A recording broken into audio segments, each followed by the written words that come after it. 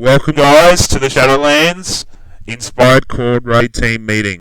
When you join Inspired, you are not just joining a community, a guild, a raid team, you are joining a family. We will lift each other through failure so we can celebrate success together.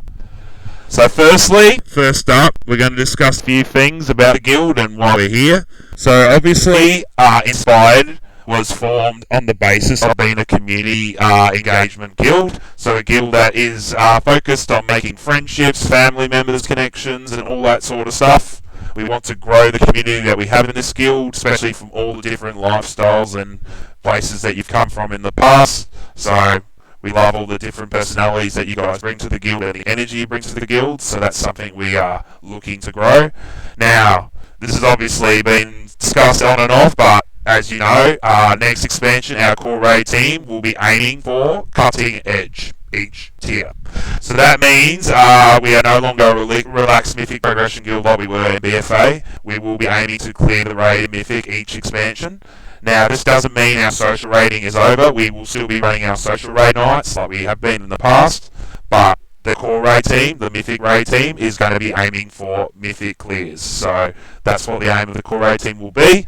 Another thing we're going to be also pursuing as well is a strong M+ community where players can help each other and push their goals and push high level keys. We're actually at the moment setting up 5-man permanent teams, as you may have seen in the M+ channel. If you're interested in this sort of stuff as well, please keep that in mind. We are looking to be very serious in this aspect as well. We will also have social M+2 just for people that just want to clear their weekly chests and all that stuff as well, so that is an option too.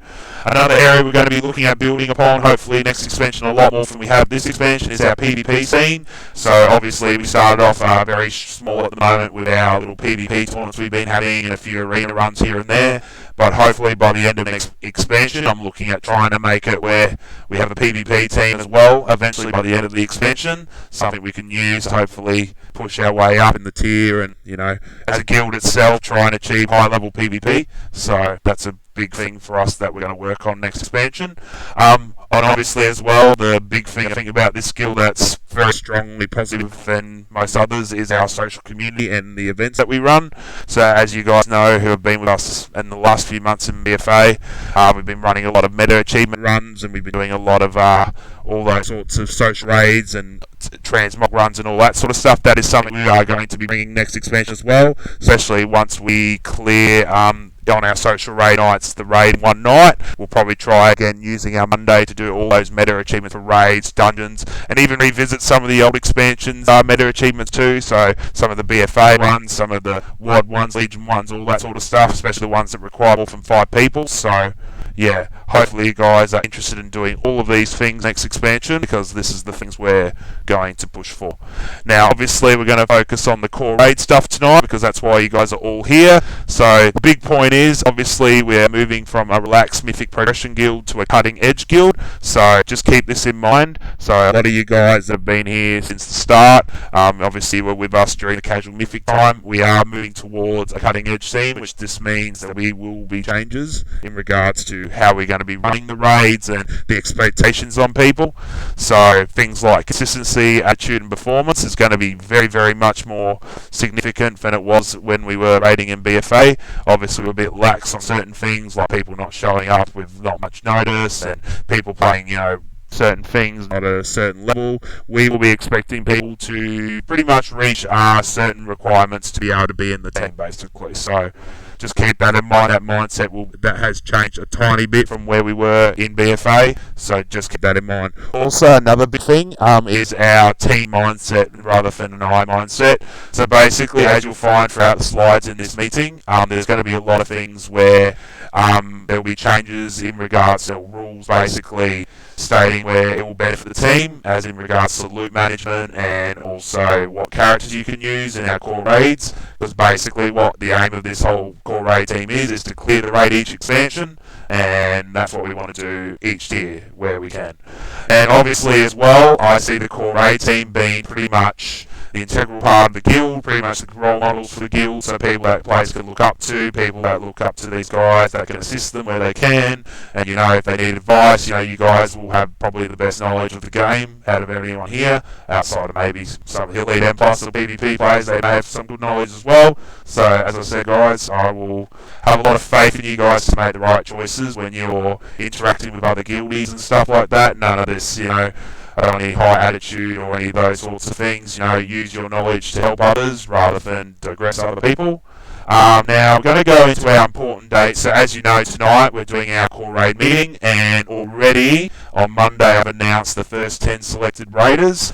You may not know it yet because I haven't actually publicly announced it yet, but basically I've let those 10 guys know. At the end of the night, I will let you guys know what roles they have selected and what they're going to be doing and who those people are.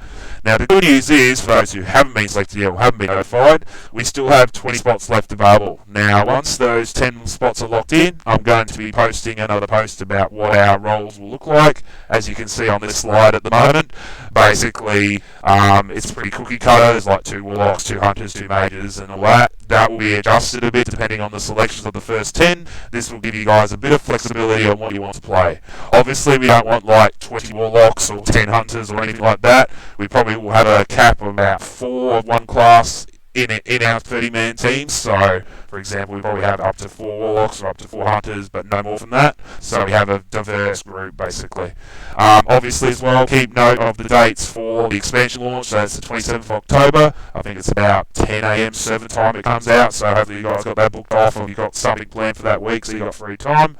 And then November 11th is when the Raid Tier and Mythic Plus will be launched. So please be available for those times, those dates, because there's going to be a lot of significant things happening in this expansion.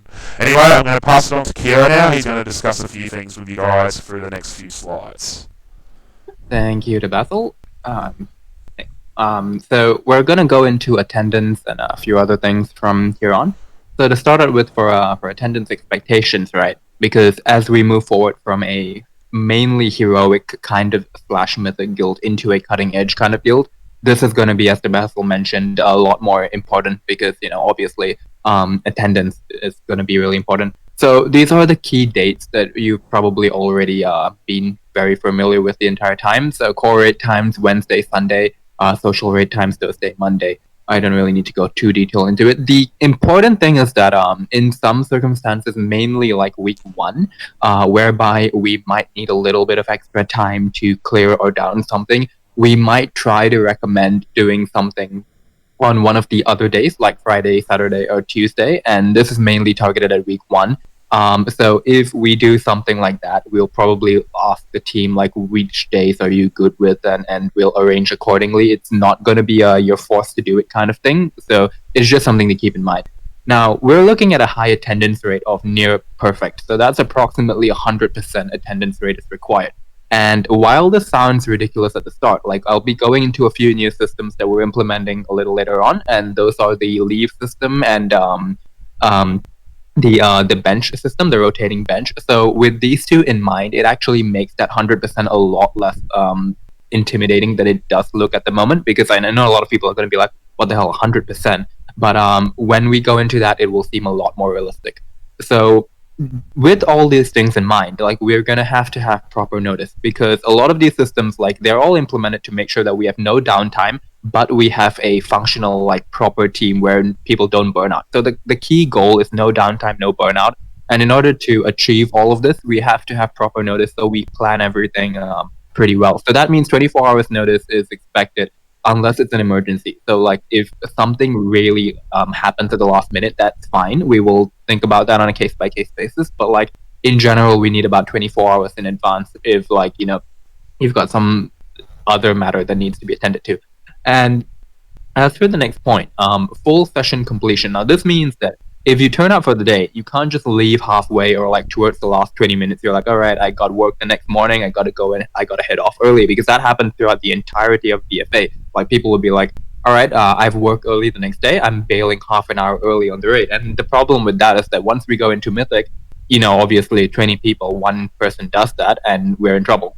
So what we mean by full session completion is that if anyone vanishes early, it's going to be counted as a full absence, not And that's why we have other systems in place to basically make it less difficult for people to commit to this. And another thing is minimal to no disruptions. So disruptions such as AFKing beyond the stipulated break time. Like in BFA, we had a lot of instances whereby people would go for the 10-minute break and 15 minutes later they'd still be gone. And we just have to have the entire team sitting there waiting for them. And that's not conducive at all because, well, obviously it wastes time, but it also demoralizes and irritates people because it makes them wonder, why the hell are we tolerating one person's selfishness for everyone else, right? And so that kind of thing is not going to be tolerated. Obviously, case by case. Again, if something like power cut or that sort of shit, we won't hold you accountable for something that's out of your control. But if it's some dumb crap like, I want to go check my emails or I've got some Bitcoin thing I need to handle, then we're not going to be too receptive for that. Slide, please. So moving on to attitude expectations, Basil already touched a little bit on this one, but I'm gonna go over a little bit of this as well. So with regards to attitude, this is fundamentally about what our team is supposed to be built on. So the whole idea of this is that we are a mature community of friends who are trying to get things done and play a game together, and we're not a toxic working environment. So that being said, the fundamental tenet of this would be mutual respect. All raiders and guild members are required to conduct themselves with mutual respect, the way a mature adult would. Now, this is obviously applicable to both guild chat and the raid and everything in general, really. Like, treat other people the way you want to be treated. So moving on to the raid itself, right? Constructive criticism. This one's a touchy thing because we always have people that want to speak up when they see someone making a mistake over and over again, and that's understandable. We definitely get that if you see someone completely screwing up over and over, it is there is a big temptation to really want to like chew them out. But we do emphasize maturity here. You have to control your anger and frustration, and for the most part, leave the calling out to the raid leader or the guild master, because if we have everybody calling everyone else out, that just creates a bit of a toxic environment. Now, if it is something that you see is going unnoticed, right, we will be trying to call out as much as we can to make sure that the raid goes in a constructive way, but sometimes we might miss things. So if you see it's going unnoticed and you really need to call it out, try to make sure that it's done in a civilized way. So something like calling out, "Hey, Debasil, you're completely screwing this up. Can you please wake up?" You know, that's a little bit on the harsh side. So something like, "Debasil, you've done this a couple of times. Could you please take note of that?" You know, just do it in a sensible way. I'm pretty sure everyone understands this. I'm just repeating it to ensure that it's out there. So if it's something really serious, like you notice that somebody is not putting in effort or something, try to raise it or whisper it to one of the GM or the officers so that we can then look into it accordingly and do it from a more professional point of view. So moving on to team mindset. Now this is again something Debasil has covered, and this is a key thing that we need everybody to take seriously. I know it sounds like duh on the surface, right? But it goes a lot beyond that, right? Because what I mean by team mindset is that the team comes before the individual. So this is going to be implemented with a few systems along the way, like loot council and BOE drops for the team. So the team mindset is very important because as long as people go with the idea that the team's progression is the number one priority and not their own gearing or their own accomplishment, then we'll have no issues. But the moment people start, like in the back of their mind, considering how do I benefit from this over the team, then we have a bit of an issue there because it will eventually come back to bite us in the ass. And some key things for that will be like the BOE drop system, which I'll be going into in a moment. Next slide, please. So, okay, loot rules, right? This is where what I just mentioned comes into play. So loot council is going to be something that we are looking into. Now, the exact specifics of this will be nailed down, but as for the loot council, it's basically going to be a system whereby if an item drops in the raid, it doesn't belong to the person who owns it. Now, I know that WoW has implemented the whole bind on drop system where whatever you drop just goes to you right away. However, this is applicable to stuff that can be traded. So if the item can be traded, it does not belong to the person who got it. It belongs to the team as a whole. So the allocation of that item will then be decided by the loot council based on the based on the list of requirements such as progression needs, performance and reliability, and seniority and accreditation. Now, what that means is that if, let's say, we have a certain class that really needs something, like key example would be Fire Mage and Font. So that would be something that we're looking for. If, let's say, a Shadow Priest gets a Font, then and he's able to trade it, it would then be required to be traded to the Fire Mage for obvious reason. So that's what that kind of thing means. And beyond that, it's going to be performance and reliability and accreditation, which means have you been with the team for a long time and have you been contributing and do you have a good record, basically? If you just joined the team, it doesn't make sense for you to get an item above somebody who's been there and who has been performing well the entire time. So that's something to keep in mind. Moving on to the BOE sharing system. Now, this is something new that we've never done before, but we're going to be trying this out because a couple of high-end guilds do this as well. What this is basically insurance, right? So right now, the way BOEs work is just pure luck. You get a BOE, you feel good, everyone else feels a little bit not so good, and you then make a big buck out of it. What we're doing is we're going to distribute that luck evenly amongst the entire team. So whenever a BOE drops in the raid, it becomes the property of the guild. So you don't get to keep your BOEs anymore. You have to trade them to one of the officers or the GM, and we're not going to keep it either. What we're going to do is that we're going to take it and sell it on the AH, and every single bit of the profits will then go back to the team in the form of consumables and raid supply. So what we will do is, depending on how much income we're making from the system, we will be supplying the consumables such as pre-pots and flasks and food and all that crap, and we will be providing that on a raid basis for the team. So effectively, if this is working well and we've got steady income coming in, you can imagine something like you log on for raid, you go to the guild bank, you go to the raiders tab, and you get to withdraw 2 stacks of pre-pots, 2 stacks of food, a flask, and whatever you're going to need for the night. It's all going to be there for you, pre-supplied. Now, the important thing for this is that if you keep this in mind, it distributes the wealth evenly. So instead of one person now getting, like one person possibly making millions and someone else who has bad luck not getting anything, we just distribute the gold evenly. And in the long run, you're effectively going to be making more money overall because of this. You just need to think about how much money you spend on each raid night and factor in, if you don't need to spend that, just take it over a month, how much money you'll be making over that. So that's something that we're going to be looking into, and that all ties in with the whole team over individual mindset. Next slide, please.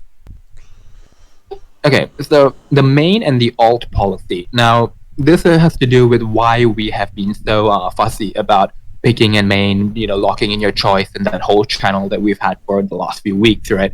This is important because swapping around mid-raid is disruptive. When people swap around mid-raid, we have to wait for them to re-gear, learn the class, do all the synchronization and all that shit all over again, which we don't want to do. So the policy is going to be that you have to lock in your choice at the very beginning, and that means you lock in your main and you stick to it.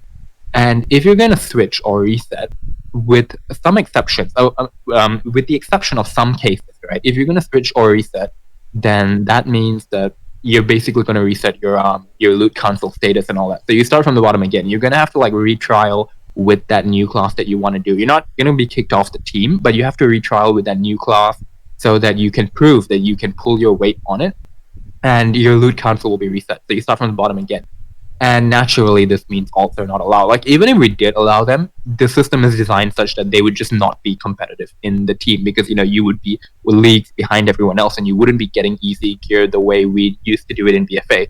So that's how the system is going to work. There are some exceptions to this, like let's say we really, really need a Death Knight for one particular fight for some stupid dumb reason like Hive Mind. Then we will possibly look at allowing somebody to swap over only for that situation, and they'd be doing the team a service. It's not really a ticket for them to then swap over to that class and then just roll from there. So that's something to keep in mind. And to be fair to everyone, alt runs will happen once we've achieved the main goal. So once we've gotten cutting edge, we will then look at various ways to have everyone's alts get the gear that they want. So things like, for example, we could literally rotate carries on alts and stuff like that. So that is something we are keeping in consideration. So don't worry, alts will not be forgotten. Or there is the option of literally just going to the social raid from day one and get gear from there pretty easily. Moving on. So this is a new system that we're going to be implementing then, and this is something to really keep in mind, and as to why the numbers are the way they are right now. So this rotating bench system is basically going to work such that we have, instead of 20 people, we're going to have 26 people on the effective core team. So that means 20 core, 4 on the bench, and 2 on leave. Now, the leave system will be gone into a little bit more detail after this as well. But the purpose of this is, like I mentioned earlier, that whole idea of no burnout, no downtime. So if we only have 20 core people, obviously, they're going to be burnt out after a while. Well, not obviously, but obviously they're going to have a high workload because they have to be there all the way. However, if we have 26 people and we have 4 on the bench, we now have flexibility whereby if somebody has internet issues or an emergency or something like that, we're not going to have downtime. And we also don't need to be super difficult with somebody who has an issue and can't show up. So that is something that we are going to be implementing. And this is going to work by ensuring fairness and inclusion. So nobody's going to be left on the bench. If, let's say, this week you're not on the roster, we'll try to put you in next week or the next fight or as soon as possible, so that everybody overall has got the approximate same amount of raid time going in. And well, obviously this is going to vary a little bit for tanks and all that because you don't have easy replacements for them. But in general, this is going to ensure fairness to make sure that nobody's just left on the bench. And people need to make sure that the team spirit thing comes into play here because, again, this is the team over the individual. As being put on the bench for that week does not mean you're bad or we don't want you or anything like that. It just means that the composition for that particular fight maybe didn't require your class as much. So that's why we chose a different class that would fit it better. That does not in any way mean that you're bad. So just keep that in mind. And the roster is going to be published with sufficient advance notice before the relevant raid night. So that means that let's say the raid is going to be on Sunday, the roster for that raid is going to be published before Wednesday. This is to ensure that you have sufficient notice for it. And this is also why it's so important that the attendance and the notice periods are adhered to, like what we mentioned beforehand, so that we have time to plan all these kind of quality of life improvements for the team. Because if people don't inform us and then we plan the roster and people start no-showing, the whole thing crumbles down. And then we're forced to go back to the whole, micromanaging crap, which nobody wants. So next slide, please. So active standby. Now, the bench is not time off. So the 4 people on the bench, you're not basically given the day off to go and do whatever you want. You're supposed to be on standby, which means that, you can be going and farming gold or doing whatever the hell you want in the game, as long as you're there. And when we call you within 5 to 10 minutes notice, you're able to sub in. So if somebody has a crash or something like that, if we call you, you have to be in within 5 to 10 minutes because technically you are on standby for that. So if, the person is called and they no-show, then that's as good as a raid absence. So that's something to keep in mind. Now, substitutions for poor performance. As I just mentioned, right? People who underperform for a prolonged duration during a night will be swapped out at the discretion of the raid leader. Now, this is not to be taken as an insult. We're not insulting anybody. We're a mature team of adults. And if you get swapped out, it's because we're just trying to make the progression for that night work. We will try our best to ensure that even if you get swapped out for one night, you get to come back in and get the kill or get the experience on it in a fair way, and do not take it as a personal attack. So this is not going to result in you being dropped from the team either, unless of course it becomes a recurring thing. So if you're swapped out for no effort and then it happens every week, then yeah, that's going to have an impact. However, if it's just a one-off thing, we understand that people have bad nights, and yeah, so we're not going to hold it against you. And that's something to keep in mind because it sounds easy to say, but there are a lot of people who do take it very personally when they get swapped out and they view it as an insult. So I'm just putting it out there that it does not count against you. It's just for the progression. Next slide, please. So the new leave system that I mentioned earlier is a quality of life thing. It is meant to prevent burnout, and we are literally designing a system that is something like a company to some extent to ensure quality of life for everyone. And how this is going to work is that we're literally modeling it after a real company. So you've got 6 days of optional leave per tier. We counted that actually based on what a real company would give and the duration of the tier. And this must be applied for at least 2 raid nights in advance. So the leave application for Sunday's raid must come in before Wednesday's raid, again, for the roster planning and to ensure that everything goes smoothly. This will be approved based on a first-come, first-served basis or based on progression requirements and fairness. So even if you are crucial to the team, if you've been applying for leave and we haven't been able to approve it before, it's basically going to be like the whole bad luck protection thing. You will not be declined over and over again. Even if you're like the only guy that can fit it, we will be fair to you. So That being said, obviously, if you've applied again and again, and suddenly someone else wants to apply, then they're going to be given the higher priority because it's just to be fair. And leave obviously cannot be carried on beyond the tier, because if you do that, then if you carry 3 tiers of leave over, you basically get to show up once for the final tier and do nothing the entire raid, which is ridiculous. So leave cannot be carried beyond the tier. Players on leave are completely free for the night. So this means that you basically don't need to do anything. That night is yours. We will not call you. We will not bug you. Even if our team crashes and burns, we will not call you because we have to be fair. Obviously, we hope that does not happen. But yes, the time is completely yours, and no one can say otherwise about that. Next slide, please. Okay, thank you for that, Kira. Thank you for the information. Okay, I am back on board now. So, basically, the end of this presentation, I'm going to be talking about now basically a few things about Shadowlands and what you need to be prepared for. As you guys know, I've been fucking theory crafting this expansion pretty ferociously in every single way and every single aspect, if you see my Excel spreadsheets.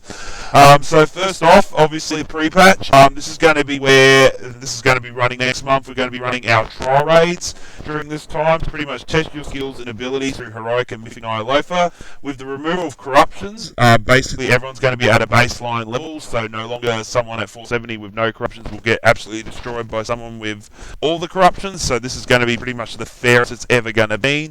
I've just read today as well with the reworks of the raids that they will be nerfed to pretty much compensate that there will be no corruptions. So this is probably going to be the fairest thing you guys are going to get. So basically these trial raids got what we're going to use to hopefully select raiders for our October 26th intake and November 10th intakes. So we'll be selecting 10 raiders each time. Basically we're going to be using DPS and healing passes for this. We're also going to be checking how you deal with mechanics, how you deal with certain parts of the fight. I use Warcraft logs religiously, so I'll be looking at every single aspect, including the replay videos of where you're standing and all that sort of stuff. So if I see you dying on 5 bosses in a row, I'll be going, well, why is that? So this is your chance to pretty much prove to me that you can do mechanics. This is proof to me that you can learn a class and all that sort of stuff. I don't really care if you're the highest DPS on the night. If you're getting 95% passes and you're doing all your mechanics correctly, that's basically what I want to see. Now, going into Shadowlands when the expansion is launched, max level, I'll be expecting people to reach max level within the first week. If you guys don't know, with a lot of the systems that's going to be applied in Shadowlands, a lot of these things require you to do a lot of daily and weekly stuff to stay up to date. So if you guys don't know about it yet, but Soul Ash is basically going to be one of the biggest currencies you're going to need for your legendaries, and you can only get 100 a week, so if you miss 1 week, you're literally going to be behind forever by at least 1 week. So you don't want to miss any weeks where possible, so try to max level in the first week if you haven't already, whether you get the expansion date off or you get the weekend off, just try and get that done. It's approximately about 10-12 hours max level, I've been told, and from everything I've read and stuff, I know they've buffed it and nerfed it and all that sort of stuff, but it's about a day, so if you can find the time in that week, that would be great.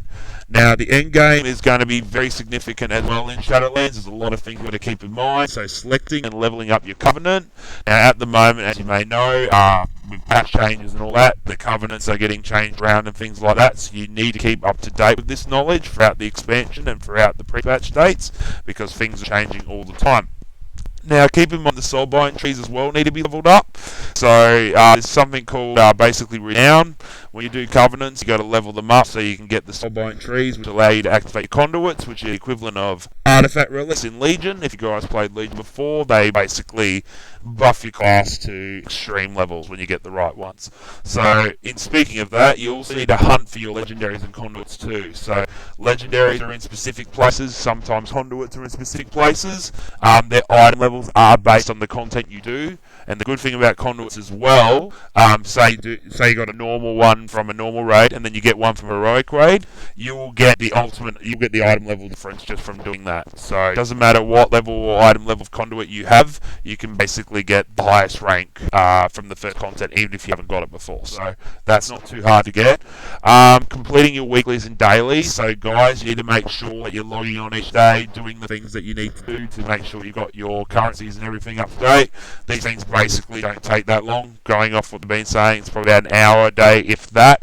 So it's pretty simple. In the first few weeks of the expansion, without the season start, try to do every M0 dungeon each week. This is probably going to be the fastest way you're going to get geared outside of Torghast. So please try and do that as much as possible. Okay, now I'm going to move on to Season 1, Week 1, Castle Nafria and Mythic Plus. So Week 1 is going to be the hardest week for us because basically in this week we are going to be doing normal clear and starting heroic in the same week.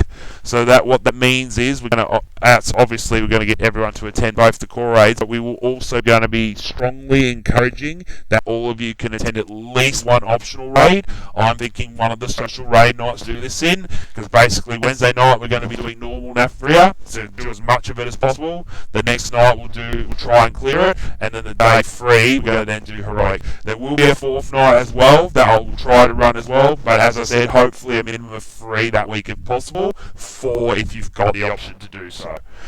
If we don't have enough to fill with just core raiders, the highest quality social raiders that are available I may bring in, but they will have to follow the core rating rules if they do join with that group.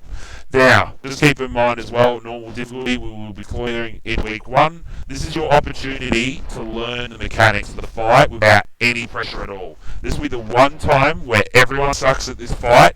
No one has done the mechanics before, so if you want to get a bit of a heads up, I strongly encourage you to be there for week 1 to clear normal, because the mechanics in normal are basically 20% of what is to come in Mythic. So if you want to get hit by these mechanics that will one-shot you in Mythic, I would recommend doing it in normal, so you've got a good idea of how to dodge them when they don't kill you. Now, week 2 onwards, this is when things start to settle down a bit, because this is when we'll be, hopefully we've cleared normal, we will be beginning our heroic/mythic progression. So basically, it will only be Wednesdays and Sundays that you'll be recommended to come to, and social raids will be the raids that we'll be using to do the lower difficulties. So while we're doing heroic progression in our core raid team, our social raids will be doing the normal clear, and then when we're doing our mythic progression in our core raid team, that's when we'll be doing our heroic clears in our social raids. So making sure that you obviously use these social raids to your advantage where possible, because basically if we clear heroic, we will be using our heroic rating in our social raids. So if you're missing loot, say for example from Side Nafrius, you need this weapon from him or something, and you haven't got it in the month that we've been doing heroic, you will need to probably try and either attend the social raid that we run to clear heroic each week, or you need to pug it yourself in your own time, because basically we've only got 2 raids a week where we can focus on Mythic, so we need those nights to spend as much time as possible on Mythic progression. So just keep this in mind, because I know loot is very sparse in Shadowlands. Basically, 1 Mythic Plus you get 1 loot, and most of the core, like the raids and stuff, you get like 4 loots or something like that. There's no bonus rolls, there's a lot less loot, so it's going to be very important that you find the time to fit that in.